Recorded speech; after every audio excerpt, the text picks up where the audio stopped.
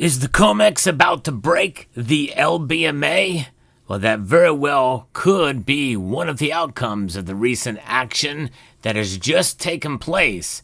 We'll discuss the abandonment of the London gold and silver market in this video as we explore.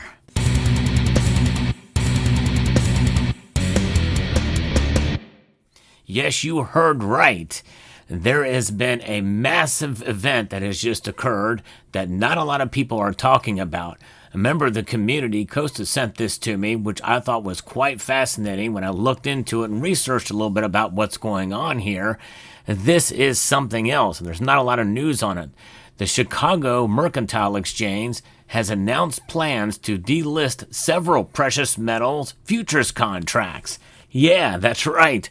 That is groundbreaking, or it's big news. It's because, especially with the amount of gold that has been moving, physical gold from London to the United States. And it makes one wonder if it's more than just the physical gold that's being moved over. Well, we know it is because of all the organizations and all of the entities that have been affected by this. But you know what? As complicated as it may be with options, with futures, with contracts and the like, well, it's pretty simple whenever you buy the physical. Summit Metals makes it easy. They're the channel sponsor. They have very low prices, so next time your budget allows, check out summitmetals.com for your precious metal needs. In this case, this is really big news. Even though this has happened before, this actually occurred back in 2010. But I'm looking at the CME Group's website right now. This is a special executive report, and the subject is delisting of the gold kilo futures, London spot gold futures, London silver spot futures, and cleared over-the-counter London gold forwards. That's a collateral margin contract. Wow. Effective immediately, Commodity Exchange Inc., which is the shorthand for the COMEX, is making this announcement here, and his intention to delist the gold kilo futures, London spot gold futures, London silver spot, and cleared OTC London gold forwards contracts as more specifically set forth in the table below in terms of the contracts. So I guess this is doesn't sound like it's all of them, but it's a good amount of them. The kilo gold futures that they have, because that's how they're traded as well, based off of the COMEX rulebook, chapter 114, and with a commodity code, and then they have those listed out there. As a result of the delisting, information regarding the contracts has been deleted from the CME Group website. Nothing more on it there. And yes, indeed, I tell you what is crazy.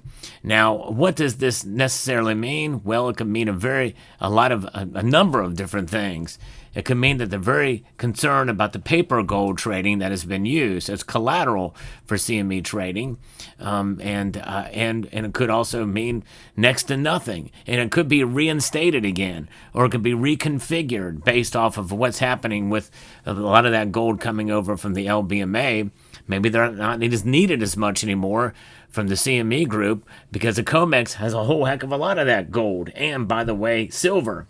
The LBMA silver holdings are dangerously low right now. The lowest I've ever seen, and the lowest on record, at least that you can see over on their website. And so that tells us something, folks, that there's something seems to be bigger than what it is. And this organization here, the Hal Turner Radio Show, says this is an equivalent to a 9.2 magnitude earthquake. This is pretty big news, but I don't know that I would go that far. It takes a lot of things to kind of encounter that you're going to make a move there, because I think if that was the case, gold price would be even higher than where it is now. This literally just happened a couple days ago. There's very much speculation taking place that the reason the CME Group has done this is because London no longer has the metals to cover their contracts. And very well could be the case. And, he's also quoting somebody else that says a paper gold written in the London Exchange just became very iffy. The London paper gold can no longer be used as collateral for any trading over the Chicago Mercantile Exchange. London gold was selling for several dollars less than what the gold was selling for in the United States. So there was hedging being done, essentially. Buy London, sell U.S. That's trading the arbitrage, essentially, to try to capture the difference via the futures market. But will this cause some to now try to take more physical delivery in London and move that gold to the U.S. to capture that pricing difference? Will that drain the physical stocks of gold and silver from London as it's physically being sent by the plane load into the United States, including silver by the plane load? Usually that's traded by boat. I don't know. It's crazy. Now, there has been a conversation from the Hal Turner radio show with Joan Arena of the CME Group in New York. And her quote was that routine house cleaning of products there may be little interest in, or that have not had any activity in quite a while. But I would think there was a lot of activity happening in those. I mean, good grief, look at all the gold that's come over from London. So in a sense, that really doesn't make much sense to me. But there is a group, Corporate Communications, for further info, but we don't really know what the outcome of that has been. I guess if you can't see what's going on there because they've been removed from the website, what is there to check? Now, there is some interest about this and what it could be, what could it mean, that maybe the London bullion market is, in their words, imploding. That's the quote there. They also suggest that one key reason the price of gold is suddenly spiking higher, now above $3,000 per ounce. And that could have a play in it. But there's not much information other than that as to what's going on with this situation. But it's speculation, and we know how speculation is. It could be wrong. Because, again, this has happened before in 2010, but it was under very different circumstances. In overnight trading, gold has actually pulled back slightly, but only slightly. And same thing with silver. But both those metals are still reaching numbers we never thought would happen this soon. Gold over $3,000. Silver sitting right at $34 an ounce.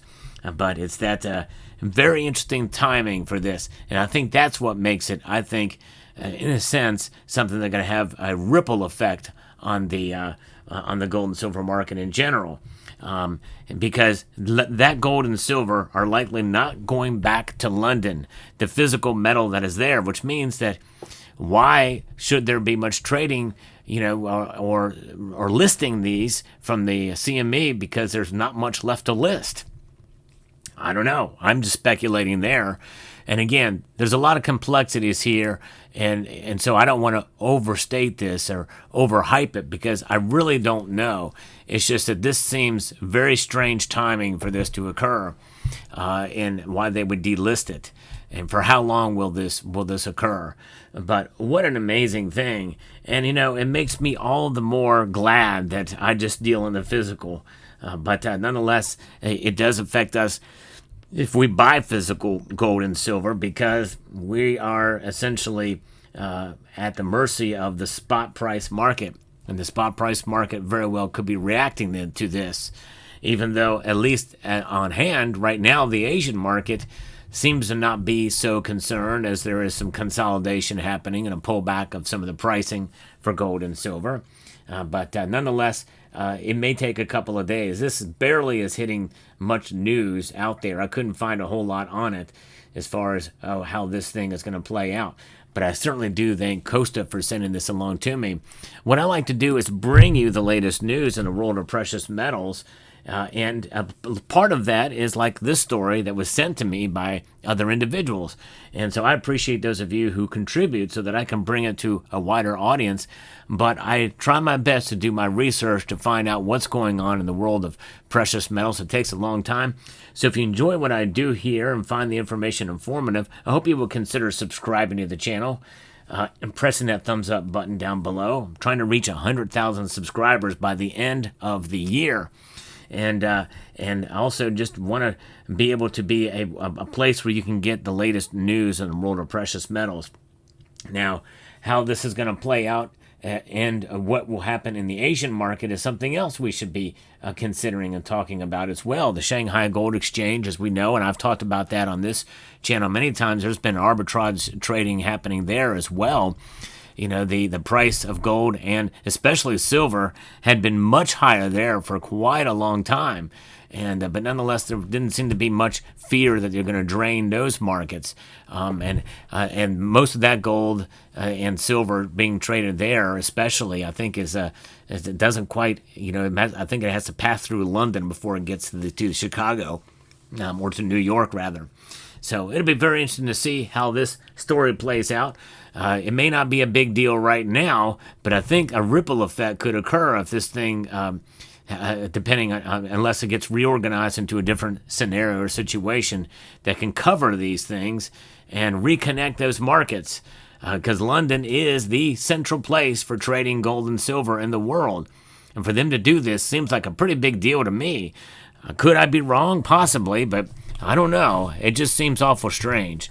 So let me know what your thoughts are about this story and this situation. I hope you found this video informative, insightful, and educational. Would like to extend a multitude of gratitude to each and every one of you for taking the time to watch, and to encourage you to please rate, share, comment, and subscribe.